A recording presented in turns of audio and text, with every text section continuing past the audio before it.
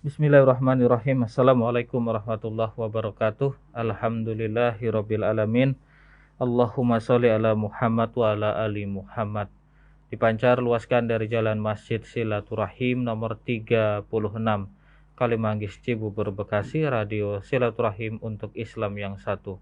Ikhwan dan akhwat yang dirahmati Allah Subhanahu wa taala, bagaimana kabarnya di siang hari ini? Semoga dalam keadaan sehat walafiat, selalu dalam lindungan Allah Subhanahu wa taala. Kembali kita berjumpa dalam tausiah siang bersama Ustadz Amin Nurani, edisi hari ini Rabu 19 Rajab 1442 Hijriah yang bertepatan pula di tanggal 3 Maret 2021. Tema kita di siang hari ini melanjutkan pada Rabu sebelumnya, yaitu tentang Hizbullah, dan pada siang hari ini temanya adalah Hizbullah di tengah pasang surutnya kepemimpinan. Demikian Ustaz ya. Baiklah ikhwan dan akhwat, langsung saja kita akan dengarkan ulasan dan juga pemaparan dari Ustadz Amin Nurani. Saya Abi Agus ditemani Ondi juga Anis Mualim di meja operator dan switcher Rasil TV. Tafadhol Ustaz. Bismillahirrahmanirrahim. Assalamualaikum warahmatullahi wabarakatuh. Alhamdulillah. Wassalatu wassalamu ala Rasulillah wa ala alihi wa ashabihi wa mawalah. La hawla wa la quwata illa billah, amma ba'du. Yang berbahagia para pendengar Rasil dimanapun berada, dan para pemirsa Rasil visual yang dimuliakan oleh Allah. Alhamdulillah, kita bersyukur kepada Allah Subhanahu wa taala hingga siang hari ini Allah masih memberikan kita kesempatan untuk memperbaiki diri dengan meningkatkan amal ibadah kita kepada Allah Subhanahu wa taala. Dalam kajian kita pada kesempatan sore hari ini, insya Allah kita akan pada kesempatan siang menjelang sore hari ini, kita akan membedah tentang keberadaan Hizbullah di tengah-tengah pasang surutnya kepemimpinan. Dan tema ini sudah kita awali pada pekan yang lalu, di mana kita membahas tentang pasang surut kebaikan dan keburukan yang terjadi pada umat dan keberadaan Hizbullah. Memang hadis Rasulullah Shallallahu Alaihi Wasallam yang dibawakan oleh sahabat Hudzaifah bin Yaman yang bercerita tentang pasang surutnya kebaikan dan keburukan mengisyaratkan kepada kita periode datangnya kebaikan setelah keburukan. Dari periode pertama hingga periode kedua dan periode ketiga, keberadaan kebaikan itu semakin buram warnanya, semakin redup cahayanya. Bahkan pada pertumbuhan atau pada kemunculannya yang ketiga, kebaikan itu di tengah-tengah marak dan merajalelanya kejahatan dan keburukan. Sehingga ketika sahabat Hudzaifah menyampaikan kondisi itu kepada Rasulullah dan minta solusinya, Rasul menyampaikan dan menjelaskan solusinya adalah agar umat Islam itu bersatu, agar umat Islam itu berjamaah. Itu solusinya dari pasang surutnya kebaikan dan keburukan pada beberapa pekan yang lalu. Memang kehidupan berjamaah itu amat indah, dan kebersamaan itu memang sangat indah dalam Islam. Karena minimalnya Allah Subhanahu wa taala menjelaskan kehidupan berjamaah itu pertama menandai bahwa mereka telah menjalankan perintah Allah. Karena berjamaah, bersatu itu adalah perintah dari Allah Subhanahu wa taala. Maka belum diukur dengan apa? Dengan dampaknya, dengan apa? Dengan akibatnya. Asal muslimin berjamaah itu sudah tanda bahwa ia sedang menjalankan ketaatan kepada Allah. Yang kedua, dengan muslimin berjamaah bersatu berarti dia menjauhi larangan Allah. Larangan Allah berupa wala tafarraqu, dan janganlah kalian berselisih. Jangan kalian bercerai-berai. Jangan kalian berfirqah-firqah. Yang ketiga, dengan kita umat Islam itu berjamaah, maka Allah akan mempererat jalinan persaudaraan. Fa asbahtum bi ni'matihi ikhwana. Allah satukan hati kita. Ini ternyata sesuatu yang luar biasa. Kalau bisa tercapai dan terlaksana. Minimal adanya radio-radio tentang keislaman, radio-radio dakwah, atau acara-acara tentang dakwah, atau kajian di mana-mana, itu mampu menyatukan. Minimal itu ya pemikiran. Minimal menyatukan mindset berpikir. Minimal menyatukan, mengkonsolidasikan cita-cita umat Islam secara bersama. Bagaimana agar umat Islam ini mampu menjalankan syariat dengan penuh kedamaian dunia dan akhirat. Nah, jadi yang ketiga, dengan kita berjamaah itu solusi dari Rasulullah. Jadi pada periode kemunculan kebenaran yang ketiga itu dibarengi dengan maraknya seruan-seruan kepada pintu neraka jahanam, maka Rasul memberikan solusi kepada umatnya jika mereka menemui kondisi semacam itu, hendaknya mereka berjamaah, mereka bersatu. Nah, yang ketiga tadi, keuntungan berjamaah itu Allah akan pererat hubungan persaudaraan kita. Ikhwana. Yang keempat, dengan kita berjamaah, talzamu jama'atal muslimin.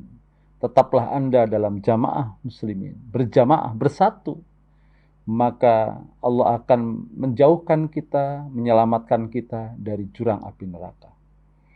Karena apa? Karena minimal dengan kita berjamaah itu hilang kecurigaan. Minimal hilang fitnah adu domba. Minimal hilang rasa kebencian pada diri kita. Yang namanya adu domba, yang namanya kebencian, yang namanya tadi bahkan mungkin perselisihan, nauzubillah kalau sampai terjadi peperangan, itu berakhir kepada kefasikan dan tentu akan sangat erat dekat dengan neraka. Masya Allah. Maka dengan kita berjamaah, insya Allah yang keempat, Allah selamatkan kita dari api neraka. Yang kelima, la'allakum tahtadun. Dengan kita berjamaah, maka akan lebih dekat kita dalam kehidupan yang dinaungi hidayah Allah Subhanahu wa ta'ala. Kenapa? Karena berjalan di sana mekanisme tawassobil haq, tawassobisob. Berjalan di sana saling mengingatkan, tawassobil marhamah. Saling menasihati dalam penuh kasih sayang, marhamah. Kesabaran dan juga dalam kebenaran. Sehingga ada kesempatan celah setan menggoda, membujuk, menyesatkan, menggelincirkan. Tapi kemudian diraih tangannya oleh saudaranya lain agar tetap ada dalam kebenaran dan kebaikan. Itu pentingnya tawassobil haq, tawassobisob. Nah, kemudian pada kesempatan siang hari ini kita pun akan membacakan tentang hadis dari Rasulullah Shallallahu Alaihi Wasallam yang diriwayatkan oleh Imam Ahmad, dan ini juga mengajarkan kepada kita tentang memahami situasi dan kondisi. Di mana Rasulullah Shallallahu Alaihi Wasallam bersabda dari sahabat Nu'man bin Bashir an Khudzaifah qala Rasulullah Shallallahu Alaihi Wasallam, telah bersabda Rasulullah Shallallahu Alaihi Wasallam, takunu an-nubuwah, ada kepemimpinan kenabian, fikum, di tengah-tengah kalian. Datang ada Masya Allahu antakuna, apa yang dikehendaki Allah akan keberadaannya. Jadi pada redaksi ini ketetapan Allah bahwa Allah gulirkan masa kenabian menghampiri manusia. Dan oleh karena itu ini termasuk menjadikan kita ini harus selalu bersyukur kepada Allah. Karena walaupun kita hidup di akhir zaman nih, Mas Agus, tapi kita Allah takdirkan hidup di negeri yang aman, itu alhamdulillah. Kita bersyukur kepada Allah. Karena memang hadirnya kita ya dengan izin Allah, bukan karena kita minta absennya. Saya dilahirkan di belakangan saja atau di depankan saja. Atau Allah tidak takdirkan kita dalam situasi penuh fitnah seumpama di mana muslimin saling bertikai, ya kan? Jadi bergulirnya masa periode itu merupakan ketentuan dari Allah. Dan semua harus mensyukuri karena memang itulah ketetapan Allah. Dan semua itu merupakan satu ujian. Makanya kalau kita membaca hadis ini, kita jadi merasa ya Allah bersyukur sekali kita. Allah takdirkan kita lahir di negeri mayoritas umat Islam. Kita ditakdirkan oleh Allah lahir di negeri bagaimana Islam itu bisa dipelajari, diamalkan, dan dipraktekkan bersama kaum muslimin. Kalaupun ada sedikit-sedikit kekurangan-kekurangan, itulah yang mesti kita perbaiki satu demi satu. Nah, Masya Allah. Maka disebutkan takunun nubuah, akan ada masa kenabian fikum di tengah-tengah kamu. Masya Allah antakun, keberadaannya itu karena Allah yang menghendakinya. Masya Allah antakun. Thumma, kemudian ini pun akan berjalan proses kepemimpinan ini. Sehingga Rasul menyebutkan dengan kata thumma, kemudian. Kemudian periode itu yarfa'uha, Allah pun akan mengangkatnya. Idza sya'allah, apabila Allah menghendakinya. Jadi Nabi diutus oleh Allah, ketetapannya qadarullah di Mekah. Kemudian perjuangannya 23 tahun. Fase Mekah dan fase Madinah. Tentu kalau kita suruh milih, Mas Agus, ya Allah, kenapa kita tidak hadir saat Nabi Muhammad SAW diutus gitu kan? Ya Allah, atau di kota Mekah, di kota Madinah. Ya. Minimal kita bisa melihat wajahnya, wajah beliau. Kita sekarang banyak bersolawat karena kita ingin berjumpa dan mendapatkan syafaat Rasul. Tentu berbeda sekali rasa rindu atau kesukacitaan para sahabat yang hidup bersama dengan Rasul. Masya Allah, itu karunia yang sangat besar. Tsumma yarfa'uha, kemudian masa kenabian itu akan Allah angkat. Idza sya'allahu ayyarfa'ah, jika Allah kehendaki untuk mengangkatnya. Ya. Tapi qadarullah ya memang sudah menjadi ketetapan Allah. Di usia 63 tahun sempurna Islam disampaikan oleh Nabi Muhammad SAW, Allah angkat beliau dan menjadi fase berakhirnya masa kenabian. Tsumma takunu khilafah, kemudian akan datang kepada kalian fase kepemimpinan alamin hajin nubuah, yang mereka mengikuti jejak langkah Nabi, kenabian, nubuah, kenabian Nabi Muhammad Sallallahu Alaihi Wasallam. Nah, ini fase khilafah atau fase pergantian kenabian menjadi fase pengganti Nabi. Khalifah itu pengganti Nabi. Yang dalam sejarah keberadaannya bisa kita baca dengan gamblang. Berapa tahun Abu Bakar, berapa tahun sahabat Umar radhiyallahu, berapa tahun sahabat Ali karamallahu wajhah, berapa tahun sahabat Utsman bin Affan, kan bisa kita baca. Dengan berbagai macam istihad mereka mengiringi pelaksanaan syariat sesuai dengan tuntunan Allah dan Rasulnya. Kita juga bisa membaca fakta-fakta sejarah itu, baik romantika, baik pergolakannya di masing-masing para kepemimpinan itu. Subhanallah. Dan itu sudah menjadi ketetapan Allah. Summa takunu khilafatan ala min haji nubuwah. Hanya perbedaan pemimpin, kalau Nabi itu adalah seorang Nabi dan Rasul, tapi Khulafaur Rasyidin adalah bukan Nabi dan Rasul. Namun dalam mereka menjalankan kepemimpinan umat Islam, tidak lepas dari konsep Al-Quran dan Sunnah Rasulullah Sallallahu Alaihi Wasallam.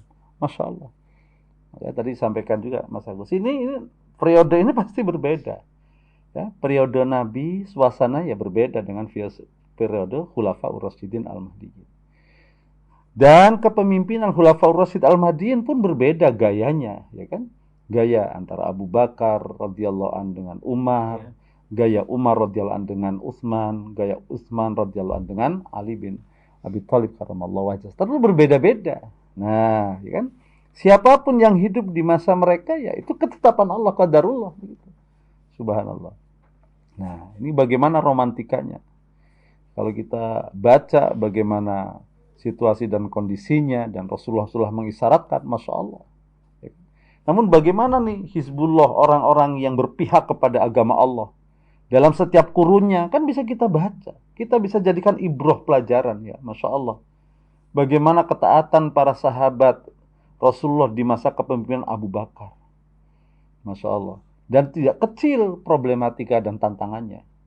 Dan bagaimana peristiwa terbunuhnya Khalifah Utsman bin Affan yang kemudian berimbas kepada banyaknya fitnah dalam kepemimpinan sahabat Ali radhiyallahu anhu. Masya Allah, itu luar biasa.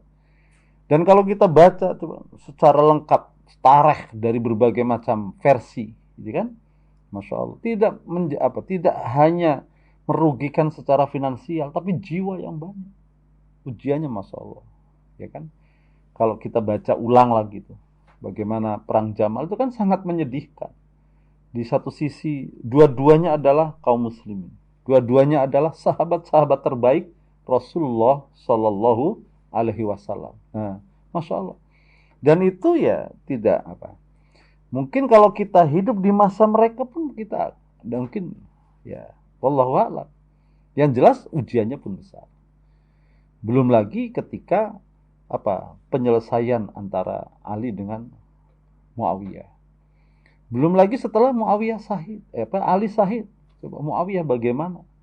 Dia yang sahabat juga, sahabat Rasulullah SAW. Tapi merubah kondisi kepemimpinan itu, ya kan? Itu pun berdampak secara luas terhadap kehidupan kaum muslimin. Nah, nanti pada akhirnya kita ini semuanya bersyukur, ya Allah. Kita hidup di masa ini, walaupun penuh dengan fitnah. Nanti ada contoh-contohnya dari Rasulullah SAW. Kita lanjut.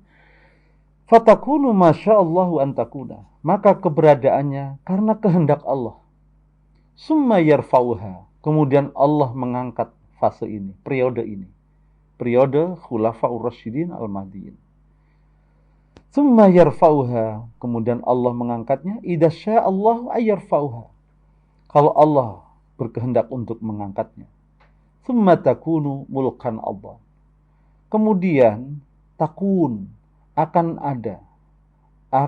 datang kepada kalian mulkan, fase kepemimpinan dengan gaya kerajaan Allah yang menggigit.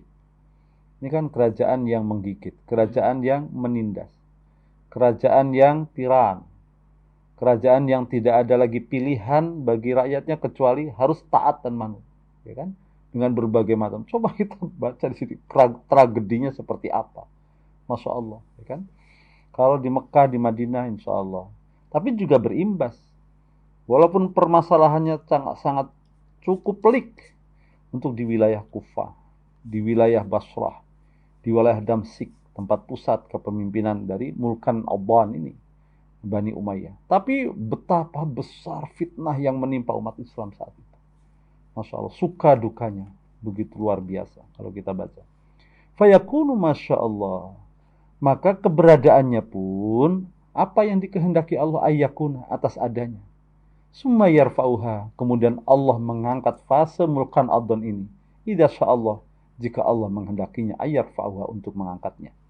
Summa takunu mulkan jabariyah, kemudian akan terjadi di tengah-tengah kaum muslimin itu kepemimpinan ala mulkan, ala kerajaan jabariyah yang sombong, yang angkuh, yang takabur. Fatakunu Masya Allah, kemudian keberadaannya atas kehendak Allah, antakuna summa yarfa'uha, kemudian Allah mengangkatnya. Idza syaa ayyarfa'uha, jika Allah menghendakinya. Summa takunu, kemudian akan terjadi khilafatan ala minhaji nubuwah, kepemimpinan di mana kepemimpinan itu mengikuti kepemimpinan para khalifah sesudah Rasulullah Sallallahu Alaihi Wasallam, yang mereka mengikuti jejak kenabian.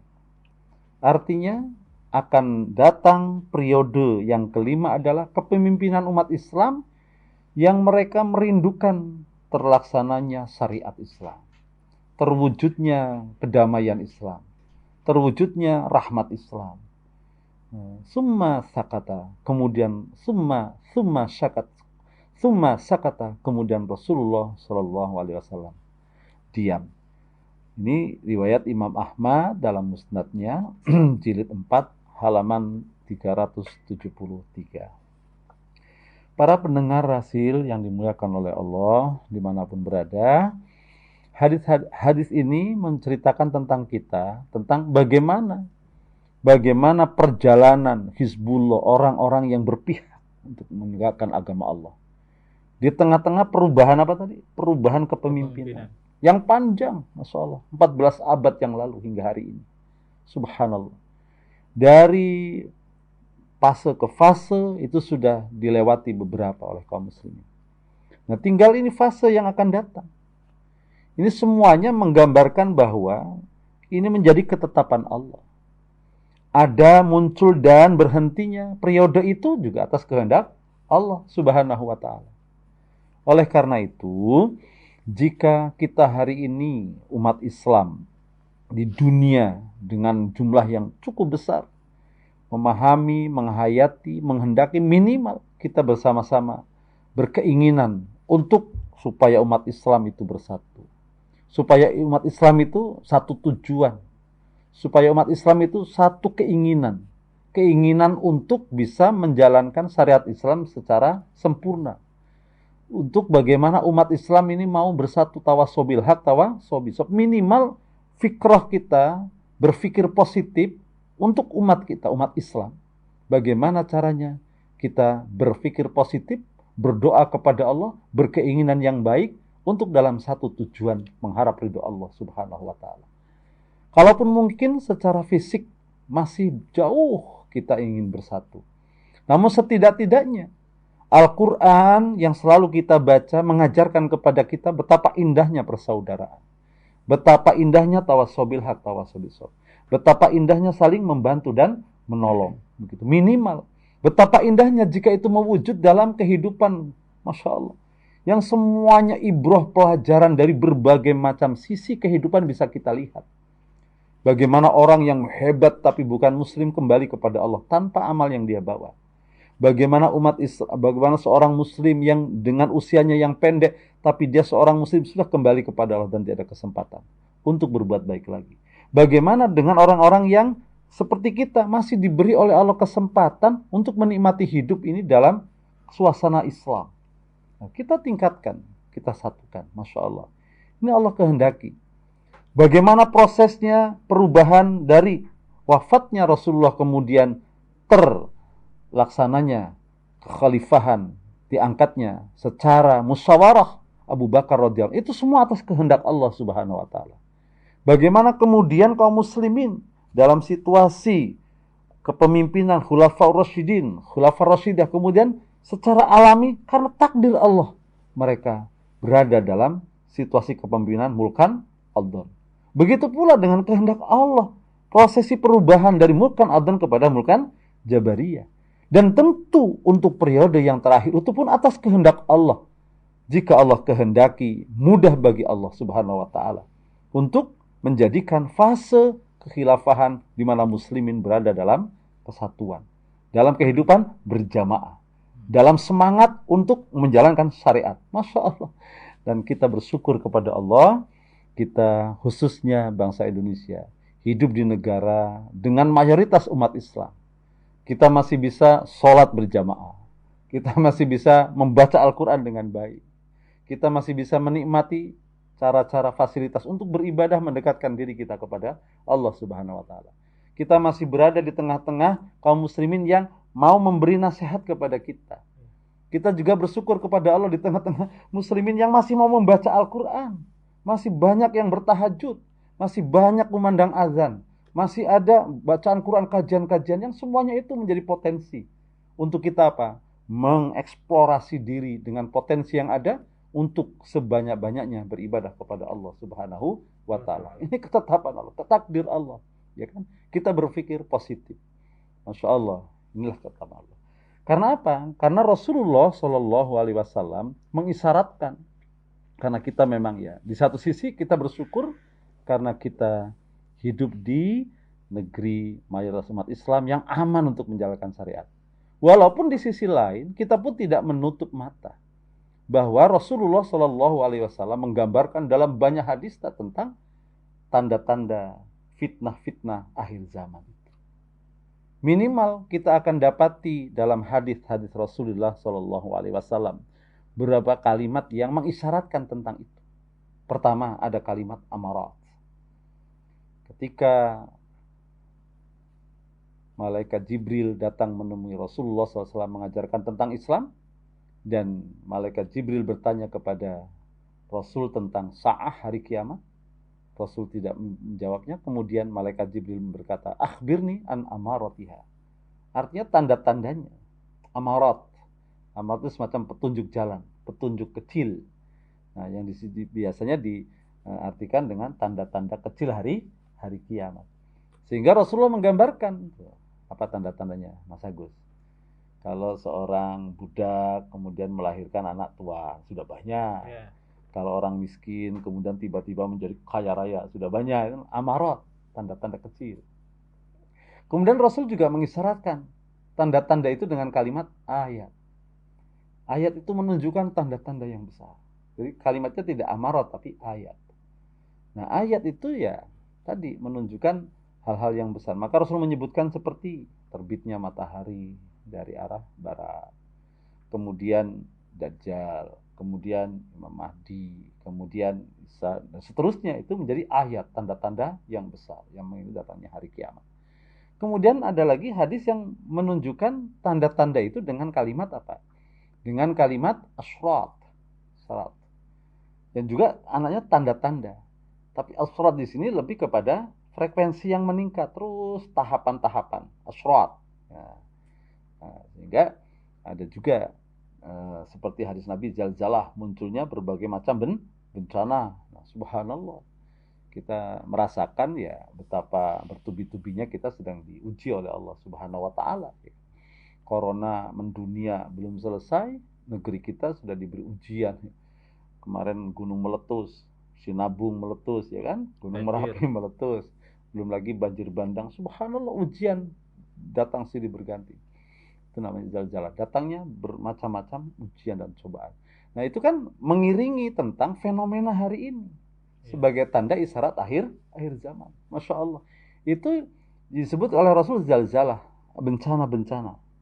Asrat yang tanda-tandanya itu secara frekuensi bukan semakin melemah, tapi semakin membesar. Frekuensinya semakin banyak begitu ya. Kuantitasnya semakin besar dan seterusnya. Itu namanya asrat. Jadi ada amarat, tanda-tanda kecil. Ada ayat, tanda-tanda besar. Kemudian ada asrat, ada tanda-tanda yang menunjukkan frekuensinya meningkat, kuantitasnya juga meningkat. Nah, kemudian Rasul mengisyaratkan juga munculnya fitan. Fitan itu jamak dari fitnah. Banyaknya ujian-ujian. Walaupun fitnah itu sendiri fungsinya sebenarnya adalah untuk mengokohkan agar jelas orang yang beriman dengan imannya, ragu dengan keraguannya. Itu fitan. Karena fitan itu aslinya sebenarnya ya, kalau lihat dari kaul Arab, itu adalah orang yang membakar besi sehingga karat-karatnya hilang. Orang yang membakar emas supaya karat-karatnya, kadarnya yang buruk-buruk hilang menjadi murni. Itu namanya fitnah. Nah, fitnah itu memang ujian dari Allah agar kita ini berkualitas. Atau setidak-tidaknya kita tahu posisi kita bahwa kita ini ya dalam kondisi sedang diuji oleh Allah Subhanahu wa taala. Itu fitan. Fitan dalam kondisi akhir zaman luar biasa. Minimal satu, fitan dalam bentuk syahwat. Merajalelanya hasrat hawa nafsu terhadap harta, kedudukan, ya kan? Pangkat. Terkadang juga orang sudah sampai lupa hukum, lupa waktu, lupa apa lagi? Lupa segalanya. Hanya karena tadi hasrat keduniaan yang luar biasa. Yang kedua ya hasrat untuk menjadi penguasa, kedudukan luar biasa. Terkadang juga tidak memperdulikan kanan kiri, hukum dan seterusnya. Kemudian apalagi? Fitnah berupa hasrat terhadap pasangan hidup, ya kan? Masya Allah. Apalagi dieksploitasi, dieksplorasi lagi, subhanallah. Itu kan merupakan suatu fitnah yang besar. Yang kalau kita baca, kita sering dengar ceramahnya siapa tuh? Dasat Ustaz yang dari Makassar tuh, Sulawesi. Das Latif kan berkaitan tentang syahwat terhadap wanita. Nah, mau tidak mau ya ini juga menjadi fenomena ujian berupa apa tadi? Fitnah subhat, fitnah syahwat. Belum lagi fitnah subhat, masya Allah. Fitnah subhat itu artinya kan fitnah ketidakjelasan, ya kan? Dibuat remang-remang, dibuat tidak jelas, dibuat apalagi orang ragu, dibuat lagi gamang, dibuat apalagi, atau disisipkan dalam subhat yang bersifat fitnah subhat ini adalah tadi memang kecenderungan kepada sesuatu yang dilarang oleh Allah, kecenderungan kepada sesuatu yang diharamkan oleh Allah, gitu kan? Atau disampaikan kepada budaya permisif, semua serba boleh, sehingga tidak jelas aturan mana yang hak dan mana yang batil. Ini luar biasa fitnah namanya. Jadi ada fitnah syahwat, ada fitnah subhat. Nah, itu mengiringi fenomena ini, masya Allah. Di sisi lain Rasul menggambarkan tentang tadi pasang surutnya kebenaran dan kebatilan. Itu menjadi ujian. Di sisi lain juga hadis menyebutkan tentang pasang surutnya kepemimpinan. Yang gaya kepemimpinan itu mempengaruhi bagaimana sikap hidup dan pemikiran manusia. Di sisi lain, hari semakin menjelang atau semakin sore dunia ini. Dengan gambaran-gambaran fitnah yang begitu banyak. Semua ini apakah Rasul sengaja supaya kita takut? Kan tidak. Tentu Rasul yang sangat sayang terhadap umatnya memberi informasi tentang ini agar kita apa? Agar kita selamat, agar kita tidak terjerembab, agar kita tidak terjerumus dalam kesalahan dan kesesatan. Subhanallah. Sehingga apa yang disampaikan oleh Nabi itu ya selalu diiringi dengan solusi. Nah, begitu. Nah, ini salah satunya tadi ya tentang fitnah. Rasulullah SAW bersabda dari sahabat Abu Hurairah radhiyallahu anhu berkata, Rasul bersabda, "La taqumus sa'ah." Tidak akan terjadi yang namanya hari kiamat. Hatta taqtatilal fi'atani adimatani. Sehingga akan muncul dua kelompok besar yang mereka saling berperang. Yakunu bainahuma muqattalatun adimah. Yang di antara keduanya terjadi pertempuran yang besar. Ya. Hatta yab'atha rijalun kadzabun qaribun min 30 kulluhum yas'amu annahu Rasulullah sallallahu alaihi wasallam. Wa hatta yaqbidul ilm wa taqsulul zalzalah. Nah, ini beberapa ini panjang hadisnya. Jadi Rasul menyebutkan tidak akan terjadi kiamat sebelum ada dua kelompok yang besar saling berhadapan. Dan sebelum akan muncul orang-orang yang mereka sebagai pendusta. Nah, ini di sebagian syarah hadisnya dilihatkan mereka adalah muncul para pendusta, para nabi-nabi palsu, dan orang-orang yang mengaku orang-orang yang baik, orang yang benar. Dan banyak juga yang mengaku itu bagian dari keluarga Rasulullah SAW. Hatta yaqbidul ilm, sehingga diangkatlah ilmu. Nah, kan? Hatta yaqbidul ilm. Tanda datangnya hari kiamat itu diangkat oleh Allah ilmu, pengetahuan. Bisa saja melalui tadi banyak orang-orang yang soleh meninggal, para ulama meninggal, ya kan? Karena virus juga termasuk tanda hari kiamat. Wa taqsuruz zalazil, akan terjadi banyak bencana-bencana. Wa yataqarrabuz zaman, dan waktu itu terasa dekat, terasa singkat. Masya Allah. Ini sudah disampaikan Rasulullah. Wa tudkhirul fitan, akan nampak di mana-mana itu fitnah. Tadi yang saya sampaikan. Berbagai macam fitnah akan muncul, akan nampak fitnah. Yang tadi dalam hadis yang kemarin kita bahas tentang pasang surutnya, fitnah itu du'atun al abwabi jahannam, akan muncul kelompok-kelompok yang mereka menggiring mengajak kepada neraka jahanam. Wa tudkhilul fitan. Wa yaksrul haraj, akan banyak terjadi haraj. Haraj itu apa tadi? Kejadian-kejadian besar berupa tadi pembunuhan, kematian, bencana. Masya Allah. Hatta yaksuru fikumul mal, sehingga juga nanti akan muncul di mana harta itu juga tidak lagi ada manfaatnya di antara kalian. Ini tanda-tanda hari kiamat. Nah, hadisnya panjang, sementara sampai di situ Jadi dari hadis yang kita bacakan tadi, pertama tadi akan berhadapan dua pasukan yang besar.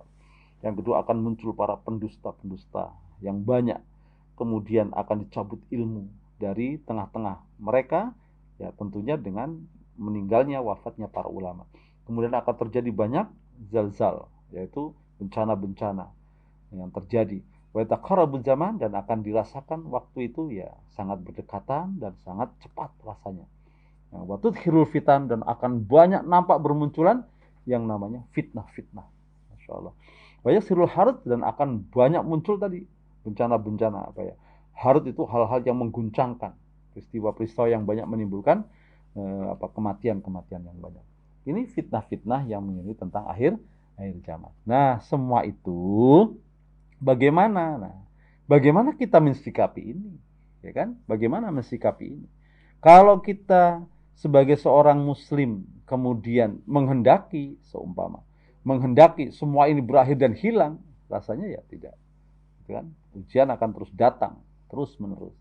Nah, namun kalau kita baca Al-Quran, maka Rasulullah Shallallahu Alaihi Wasallam pernah berwasiat, lang tadillu, kalian selalu berpegang teguh kepada, tidak akan menjadikan anda sesat, tidak akan menjadikan anda salah, gitu kan, atau terpeleset, selama tamassatum bihima, kalian berpegang terhadap Al-Quran dan Sunnah. Di sana Allah menjelaskan, salah satunya surat An-Nur ayat yang ke-36. Allahu nurus samawati wal ardh. Allah cahaya di langit maupun di bumi. Masalun nuri kamiskah. Nah, cahaya Allah itu seperti apa? Seperti lampu. Fiha misbah, yang ada di kamiskah, seperti fiha misbah, seperti lampu yang bercahaya. Wa misbahu ad-dujajah, fid dujajah. Lampu yang ada di satu kaca yang bersih. Ad-dujajah itu ka'annaha kaukabun yukidu. Cahaya lampu itu seakan-akan bintang yang bercahaya terang benderang. Yukidu, yang menyala.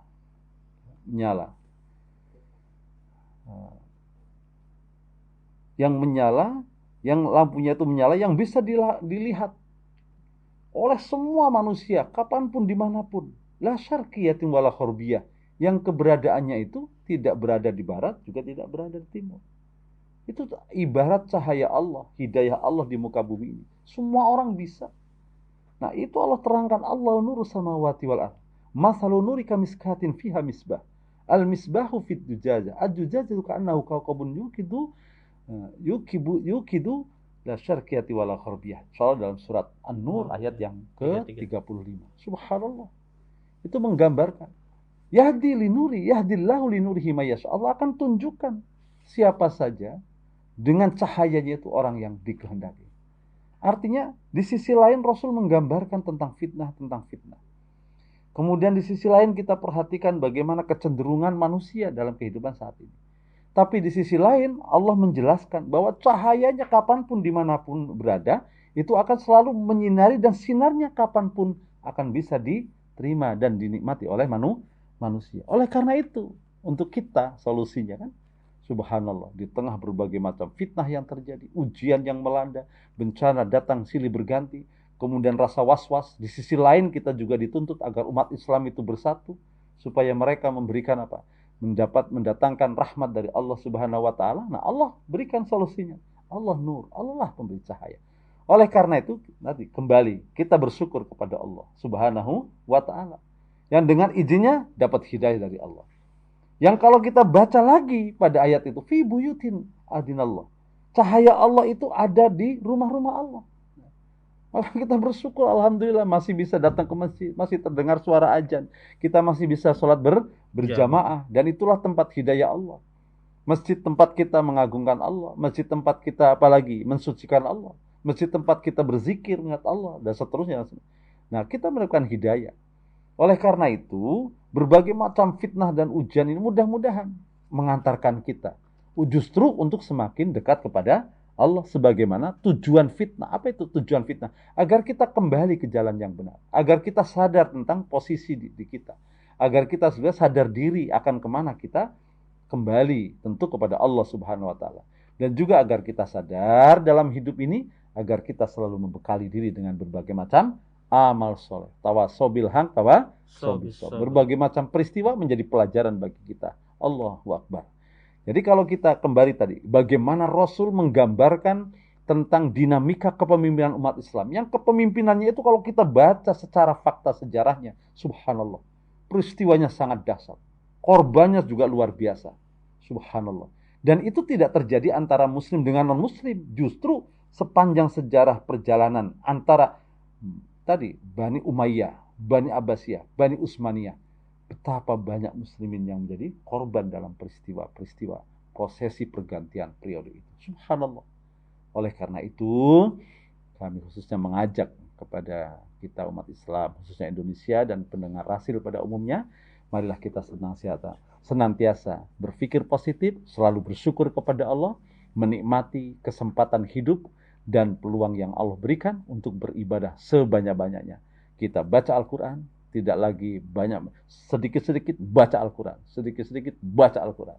Kita selalu beristighfar kepada Allah, selalu berzikir kepada Allah, dan selagi ada waktu, kita isi dengan nilai-nilai kebaikan. Agar apa? Agar tadi, betapapun pekatnya fitnah dan ujian itu, betapapun gelapnya gelombang syahwat, gelombang subhat itu melanda kita, kita tetap mendapatkan cahaya yang bisa menerangi hati kita, pikiran kita, dan juga menerangi perjalanan hidup kita.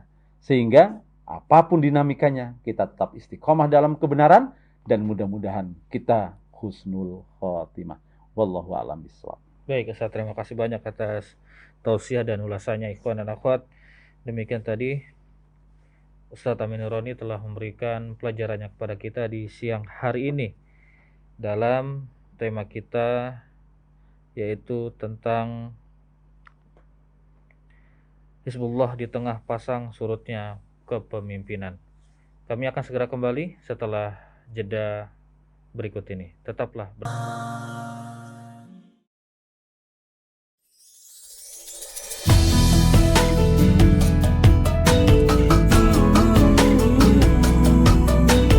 Rasil TV.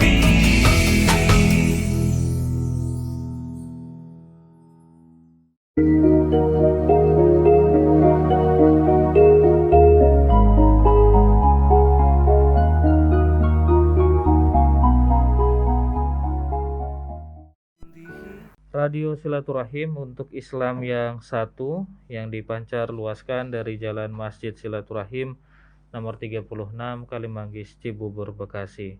Ikhwan dan akhwat yang dirahmati Allah Subhanahu wa taala, terima kasih Anda masih bersama kami menyimak tausiah Ustadz Amin Nuroni di siang hari ini dalam tema kita tentang Hizbullah di tengah pasang surutnya kepemimpinan.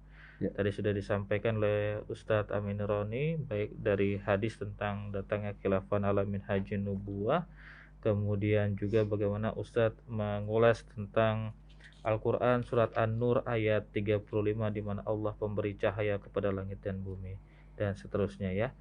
Lalu pertanyaan yang pertama datang dari Ibu Mameh di Bekasi, Pak Ustadz. Assalamualaikum warahmatullahi wabarakatuh. Waalaikumsalam warahmatullahi wabarakatuh. Ustadz, saya ingin bertanya, periode Jabariyah itu umat dan pemimpinnya lebih beribadah kepada Allah atau maksiat?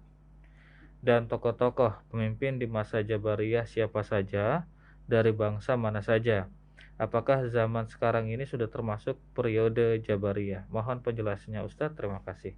Ya, bismillahirrahmanirrahim. Allahumma sholli ala Muhammad. Ya, memang berbagai macam versi dan pendapat bermunculan di tengah para ulama.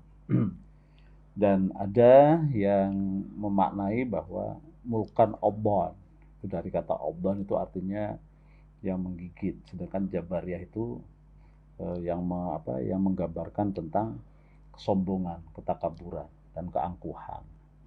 Sehingga dari melihat secara bahasa dari kalimat obon artinya menggigit, ada yang berpendapat bahwa ini adalah Bani Umayyah, di mana kepemimpinan mereka itu sangat sangat kuat, sangat agresif juga, sangat Mencengkram. mencengkram ya, Abban. Nah, kalau kita lihat 93 tahun pada masa periode Bani Umayyah itu memang luar biasa ya. Mulai dari Muawiyah sendiri, kemudian anaknya Yazid, sehingga terjadi berbagai macam peristiwa dahsyat yang itu dialami oleh tidak jauh-jauh dari keluarga Rasulullah Shallallahu Alaihi Wasallam, dari keturunan Ali radhiyallahu anhu. Nah, kita lihat bagaimana itu, apa itu di Basrah, apa itu di Kufah, apa itu di Mesir, subhanallah. Bahkan juga kalau kita lebih ngeri lagi di masa Yazid itu bagaimana di Madinah terjadi, di Mekah terjadi, ketika terjadi peperangan melawan Abdullah bin Jubair. Masya Allah, luar biasa itu. Kalau kita baca, ya Allah, mengerikan gitu, mengerikan. Nah, itu termasuk dari kategori Abban, karena memang menggigit ya. Kemudian ada juga yang berpendapat Jabariyah. Jabariyah itu artinya sombong, takabur. Yang ini menunjukkan tentang ya tadi, bisa dilihat dari gelar-gelar para rajanya, muluknya, seperti As-Saffah. Makanya ada sebagian yang berpendapat itu termasuk bagian dari mulkan Jabariyah, itu ya Bani Abbasiyah, Bani Utsmaniyah. Karena gelar-gelar yang dipergunakan oleh para rajanya itu sesuatu yang memang menunjukkan ketinggian gitu ya. Dan peristiwanya juga luar biasa kalau kita lihat, ya kan. Nah, jadi memang yang banyak merekam peristiwa-peristiwa ini ya memang Basrah, Irak itu yang luar biasa. Namun jangan lupa, dalam kondisi semacam itu dilihat dari sisi lain, kalau kita baca tentang ilmu kalam pun bermunculan aliran-aliran seperti apa? Ada Khawarij, ada Mu'tazilah, ada juga Syiah, ada juga apalagi Murji'ah. Tapi itu menurut penelitian Abul Ala Al-Maududi hanya melibatkan 10% saja. Sisanya mayoritas. Mayoritas apa? Mayoritas yang Islam itu sudah mapan sejak pemahaman mereka, pemikiran mereka tentang Islam itu sudah mapan sejak Nabi Muhammad SAW, Khulafaur Rasyidin 30 tahun kan. Jadi sudah cukup mapan. Jadi mayoritas tetap masih Muslim. Jadi kalau yang dipertanyakan bagaimana tentang umat Islam saat itu? Dan jangan lupa di saat-saat itu juga muncul imam-imam hadis, ya kan? Seperti Abu Hanifah di Irak, ya kan? Kemudian muncul lagi di Madinah, Imam Ali kan? Kemudian muncul lagi dari Gaza, itu kan? Imam Mazhab itu luar biasa. Itu pun di masa itu. Artinya menunjukkan bahwa ya memang di wilayah-wilayah tertentu ada gejolak yang luar biasa. Tapi secara umum mayoritas jumhur masyarakat ya, masya Allah, dengan pemahaman Islam yang mapan, pemahaman Islam yang sudah ya ahlus sunnah wal jamaah. Wallahu a'lam bishawab. Baik. Jadi kalau pertanyaannya di masa siapa? Nah, sebagian analisa para ahli hadis tentang sarah ini melihat dari sisi bahasanya. Abban itu apa? Kemudian juga Jabariyah itu apa? Kemudian dikaitkan tentang tadi mulkan. Mulkan Abban itu lebih dominan kepada Bani Umayyah yang memang sangat pressure ke bawah. Kemudian dari sisi Jabariyah itu adalah gelar-gelar yang disematkan kepada para mulkan di kalangan Bani Abbasiyah. Wallahu a'lam bishawab. Baik. Kalau tidak salah di masa Bani Umayyah sendiri ini juga muncul angkatan laut pertama dalam Islam, Ustaz ya? Ya. Di sisi lain tadi ada prestasinya ada, tapi berbagai macam termasuk nanti di Bani Abbasiyah itu kan muncul juga ada seperti ada Al-Hadi, ada Al-Ma'mun kan, ada Harun Ar-Rasyid dan seterusnya. Di kalangan Bani Umayyah juga muncul 2 tahun Umar bin Abdul Aziz sebagai khalifah yang ingin mengembalikan citra khilafah Nahdien nubuwah, khilafah Rasyidah kan gitu ya. Subhanallah. Jadi dinamika itu terus berjalan. Di sisi lain dilihat negatifnya ada, di sisi lain perkembangannya ada. Termasuk ilmu pengetahuan juga banyak berkembang di masa-masa ini. Tapi secara umum hadis tadi memang menjelaskan tentang periodisasi yang disampaikan oleh Rasulullah Shallallahu Alaihi Wasallam. Ya, wallahu a'lam. Baik, Ustaz, terima kasih banyak atas jawabannya Ibu Mameh di Bekasi. Semoga terjawab. Dari Ibu Mameh kita beralih ke pertanyaan selanjutnya. Ada Bunda Iskandar. Assalamualaikum warahmatullahi wabarakatuh. Waalaikumsalam warahmatullahi wabarakatuh. Ustaz, apakah hadis tentang kedatangan khilafah itu memang benar-benar akan terjadi? Karena ada sebagian pihak yang menyatakan tentang akan datangnya khilafah ini telah gugur karena adanya seorang perawi yang bernama Habib bin Salim Al-Ansori yang tidak sahih atau terpercaya. Ya. Mohon penjelasannya, Ustaz. Ya, hadis yang kita bawakan tadi dari sahabat Nu'man bin Bashir dari Hudzaifah bin Yaman, riwayat Imam Ahmad, memang sebagian menyebutkan itu adalah hadis hasan. Dan mungkin ada riwayat lain yang ada sebagian hadis perawinya yang dhaif. Tapi dilihat dari sisi matanya tadi banyak syahid-syahid, artinya ada yang melengkapi tentang kedudukan hadis ini. Seperti hadis ya tadi bicara tentang periode kedua, periode khilafah ala minhajin nubuwah. Di sisi lain Rasulullah bersabda bahwa periode masa khulafaur rasyidin itu 30 sanah, 30 tahun dan seterusnya. Jadi saling menguatkan satu dengan yang lain. Dari periode-periode yang disampaikan oleh Rasulullah Shallallahu Alaihi Wasallam itu sebagai bukti nubuahnya ya terwujud satu persatu. Nah, adapun tadi tentang apakah kemungkinan akan terjadi periode terakhir di mana muslimin itu akan kembali jaya, dalam artian Islam itu akan kembali eksis seperti di masa setelah Rasulullah Shallallahu Alaihi Wasallam dengan kepemimpinannya. Nah, itu pun diiringi dengan banyak hadis. Kalau kita baca dalam buku Kutubus Sittah saja, Bukhari Muslim ada bab tentang fitan, Ahmad ada bab tentang fitan, kemudian Abu Daud. Nah, dalam bab itu juga bicara tentang bagaimana kondisi muslimin nanti akan berperang dengan Yahudi di akhir zaman, gitu kan? Bagaimana Imam Mahdi, bagaimana umat Islam itu akan memenangkan, ya kan? Dengan diutusnya siapa? Kembali Isa Al-Masih turun dan seterusnya, Imam Mahdi dan seterusnya. Itu kan beberapa rentetan riwayat yang kali ini sudah mulai dikronologiskan peristiwanya, dipasang hadis itu, dibahas, dikaji lagi, disyarahkan lagi, gitu kan. Dalam kitab-kitab Kutubus Sittah muncul tuh bab fitan itu. Nah, ini semuanya mengisyaratkan ya tadi saling menguatkan antara hadis satu dengan hadis yang lain. Kita berharap kepada Allah tentunya ya bagaimana nanti akhir zaman ini ya umat Islam itu dapat disatukan. Islam itu menjadi rahmat bagi seluruh alam semesta. Sehingga endingnya dunia ini berakhir dengan kebaikan. Wallahu a'lam bishawab. Baik, terima kasih banyak Ustaz. Ya. Pertanyaan selanjutnya dari Ibu Bonita, Ustaz. Assalamualaikum warahmatullahi wabarakatuh. Waalaikumsalam warahmatullahi wabarakatuh. Semoga Ustaz selalu dalam lindungan Allah Subhanahu wa taala. Amin, Allahumma amin. Ya. Ustadz, mengingat sudah banyaknya tanda-tanda kerusakan yang terjadi, baik kerusakan moral dan kerusakan lingkungan, dengan banyaknya bencana di mana-mana, maka benarkah saat ini bisa dikategorikan sudah masuk zaman Vulkan Jabarian, seperti yang sudah disebutkan oleh Nabi Muhammad Sallallahu Alaihi Wasallam? Mohon penjelasannya Ustadz, jazakallah khair. Ya. Kalau isyarat-isyarat itu yang pasti di sini tadi supaya hadis Nabi Shallallahu Alaihi Wasallam itu ya munculnya kerusakan-kerusakan. Contoh nih semuanya dalam hadis yang tadi bencana gempa yang sangat masif.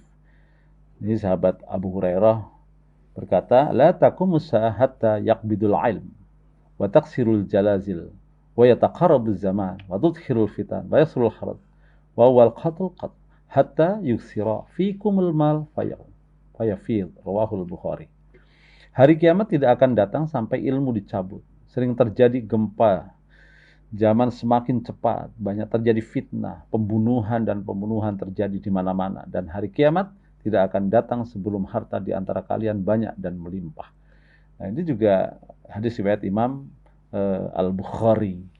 Yang hadis-hadis ini dan hadis-hadis serupa seperti tadi, waktu yang berjalan begitu cepat, kemudian hilangnya para ulama atau meninggalnya para ulama, sehingga yang ada pemimpin-pemimpin dari orang-orang yang bodoh, yang tidak berilmu dan seterusnya, banyak sekali tanda-tandanya itu.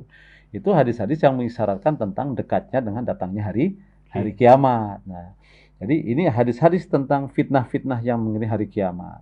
Sedang periodisasi yang disampaikan oleh Rasulullah yang akan dialami oleh umat Islam tadi dalam kaitan kepemimpinan secara umum.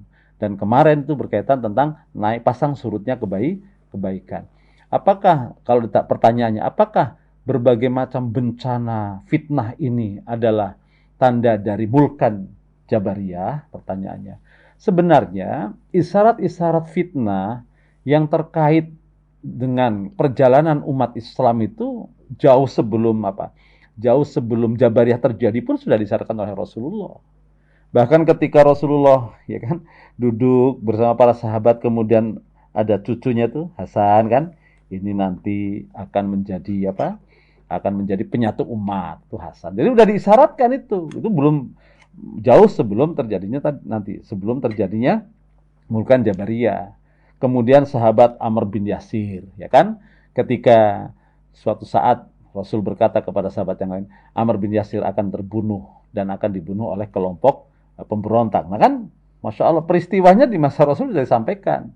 Tapi kejadiannya masih di zaman siapa? Masih di zaman Khalifah Ali radhiyallahu an. Ketika terjadi perang Siffin, nah didapati di sana Amr bin Yasir terbunuh dan dibunuh oleh kelompoknya Muawiyah. Yang Muawiyah itu sendiri adalah sahabat Rasulullah SAW dalam perang Siffin. Tapi isyarat itu sudah disampaikan oleh Rasulullah SAW bahwa nanti ya kan Amr bin Yasir ini akan dibunuh oleh kelompok pemberontak. Nah itu udah isyarat, namanya fitnah-fitnah itu akan terjadi begitu. Dan seterusnya. Sampai kemudian ketika kalau kita baca nih tentang fitnah akhir zaman, bagaimana Aisyah radhiyallahu an ketika belum terjadi peristiwa Siffin itu sudah disyaratkan oleh Rasulullah SAW. Nanti salah satu istriku akan melalui tempat ini dan akan mendengar lolongan anjing. Itu sudah disebutkan. Sehingga ketika Aisyah akan berangkat ke Basrah, sebenarnya dia sudah berkeinginan kembali. Karena di tempat itu yang disyaratkan Rasul, dia salah satu istri Rasul yang mendengarkan tentang tadi lolongan anjing itu. Nah, ketika dia akan pulang, kemudian didesak oleh Tolha untuk berangkat terus demi kesatuan umat. Kan begitu. Jadi sudah banyak peristiwa-peristiwa itu. Termasuk tadi peralihan dari Khulafaur Rasyidin Al-Mahdiyin kepada kepemimpinan Bani Umayyah itu sudah menjadikan isyarat bahwa akan terjadi banyak fitnah dan seterusnya. Jadi fitnah-fitnah yang diisyaratkan oleh Rasul mengiringi perjalanan sejarah umat Islam ini tidak hanya mengisyaratkan kepada tadi bukan Jabariyah saja, Mulkan Adn, bahkan belum Mulkan Adn pun sudah terjadi fitnah. Bagaimana berita tentang nanti sahabatku ini akan syahid, dua syahidain. Siapa itu dua syahidain? Umar bin Khattab dan Utsman bin Affan radhiyallahu. Sudah Rasulullah beritakan sebelumnya. Itu juga bagian dari dinamika fitnah yang diisyaratkan Rasul yang akan menimpa kaum muslimin. Wallahu a'lam bishawab. Baik Ustaz, terima kasih banyak atas jawabannya. Pertanyaan selanjutnya dari Bapak Sodikin di Jakarta Timur, Pak Ustadz. Dalam Al-Quran surat Al-An'am ayat 123, Allah Subhanahu wa Ta'ala berfirman yang artinya, dan demikianlah pada setiap negeri kami jadikan pembesar-pembesar yang jahat agar melakukan tipu daya di negeri tersebut. Namun mereka sebenarnya hanya menipu diri sendiri tanpa menyadarinya. Ustadz, apakah ayat di atas sama apa yang terjadi di negeri ini? Jazakallah. Ya, sebenarnya itu adalah ayat-ayat yang bermakna umum. Karena ada kalau kita baca Al-A'raf ayat yang ke-97. Walau an a'udzubillahi minasyaitonirrajim. Bismillahirrahmanirrahim. Walau anna ahlal qura amanu wattaqau la fatahna 'alaihim barakatim minas sama'i wal ardh. Walakin kadzabu fa akhadnahum bima kanu yaksibun. Nah, pada ayat ini itu sebenarnya bermakna umum, ya kan? Seandainya suatu penduduk negeri beriman dan bertakwa. Nah, berarti apa? Jadi kalau ingin mendatangkan keberkahan, ingin mendatangkan kebaikan dalam satu negeri, jadilah agen-agen kebaikan. Nah, karena agen-agen kebaikan itu menjadi mengundang datangnya rahmat dan berkah dari Allah. Nah, itu satu. Yang kedua, kalau kita baca dalam surat Al-Isra ayat yang ke-16. A'udzubillahi minasyaitonirrajim. Wa idza aradna an nuhlika qaryatan. Dan apabila kami ingin untuk menghancurkan suatu negeri, amarna mutrafiha, maka kami akan perintahkan orang-orang yang kaya, orang-orang yang berpengaruh. Fafasaku, kemudian mereka berlaku fasik fiha. Fahaqqa 'alaihal qaul, maka wajib atau menjadi ketetapan kami, fadamarna hatadmiro, kami hancurkan mereka dengan sehancur-hancurnya. Itu juga menjadi satu isyarat bahwa Allah itu ya, Masya Allah. Kalau dalam ayat lain, doharol fasadu fil barri wal bahri, maka sabat ayatinnas. Kerusakan-kerusakan itu hakikatnya adalah datangnya dari manusia, bukan dari Allah. Dhaharul fasad, telah nampak kerusakan.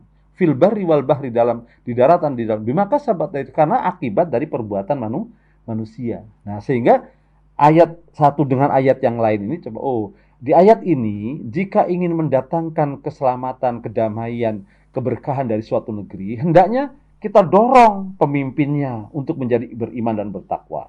Ya kan? Kita dorong masyarakatnya untuk menjadi beriman dan bertakwa. Karena perilaku keimanan dan ketakwaan itu mengundang apa? Mengundang datangnya apa tadi? Keberkahan dari Allah.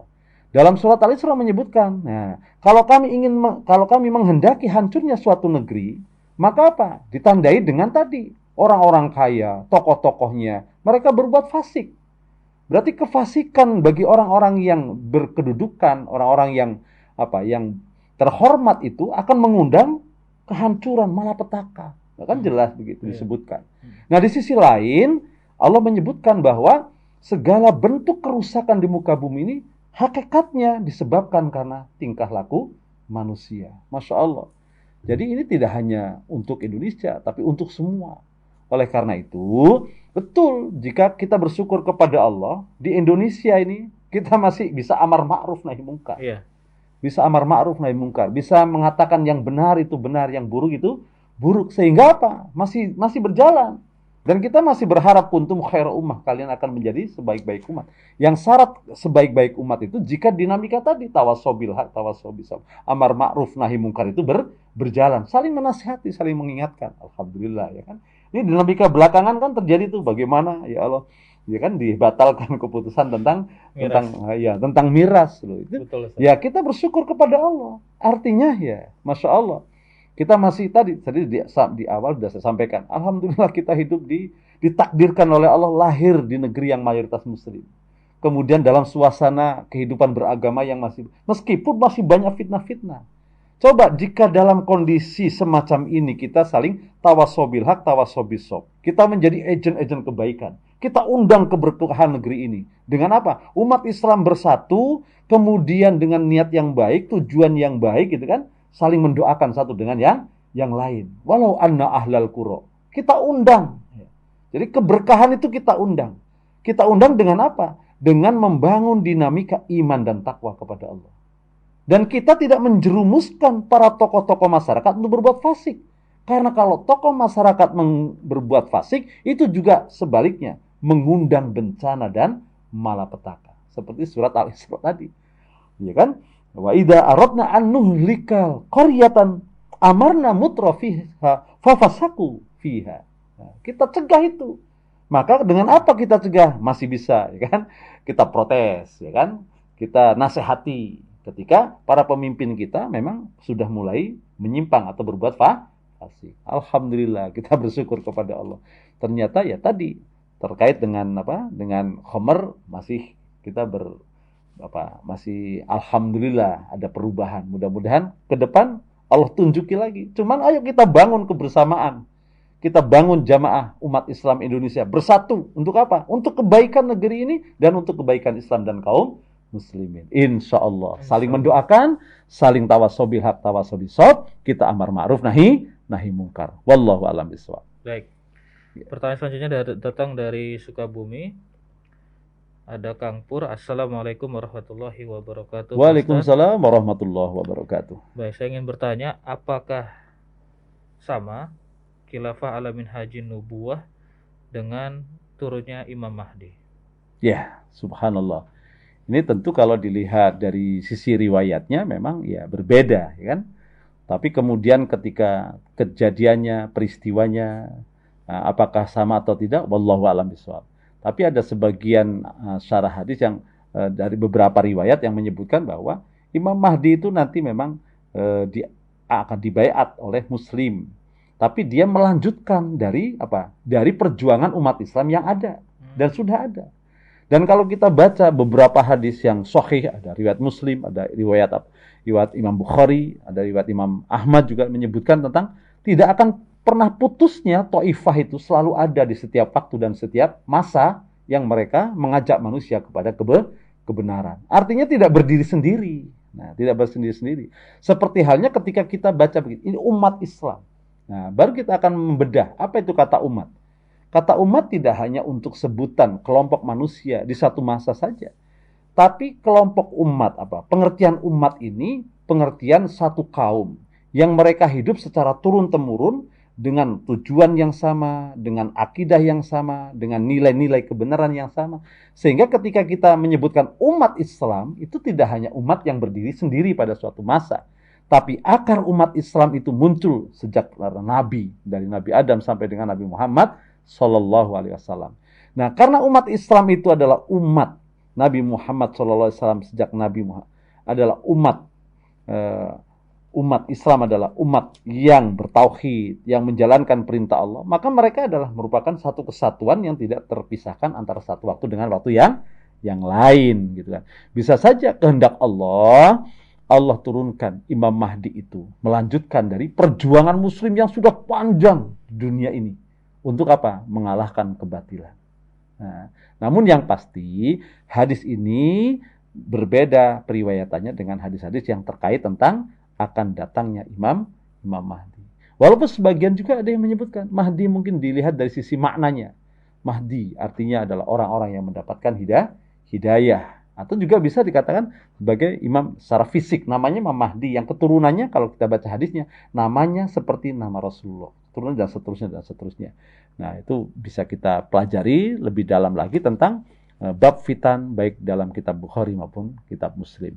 Untuk kepastiannya, wallahu a'lam bishawab. Namun Rasul menjelaskan bahwa setiap waktu dan zamannya akan terus selalu ada orang-orang Muslim yang mereka membela kebenaran Islam. Wallahu a'lam bishawab. Baik, Ustaz.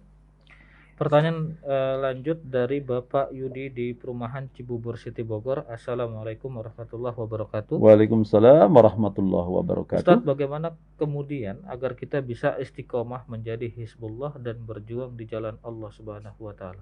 Ya, subhanallah. Ini pertanyaan yang bagus dan sudah kita bedah beberapa kali. Jadi memang Hizbullah itu dalam perspektif surat ada dua kali penyebutan tentang Hizbullah.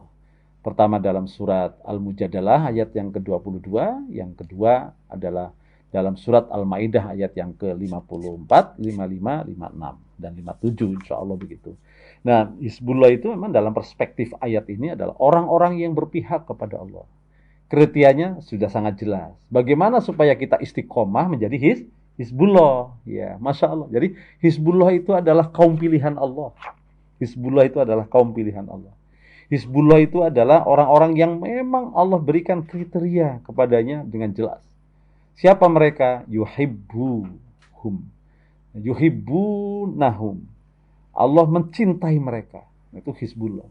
Kenapa kok mereka dicintai oleh Allah? Ya kan? Mereka orang yang takwa, mereka orang yang sabar, mereka orang yang ihsan. Wallahu yuhibbul muttaqin, wallahu yuhibbus sabirin.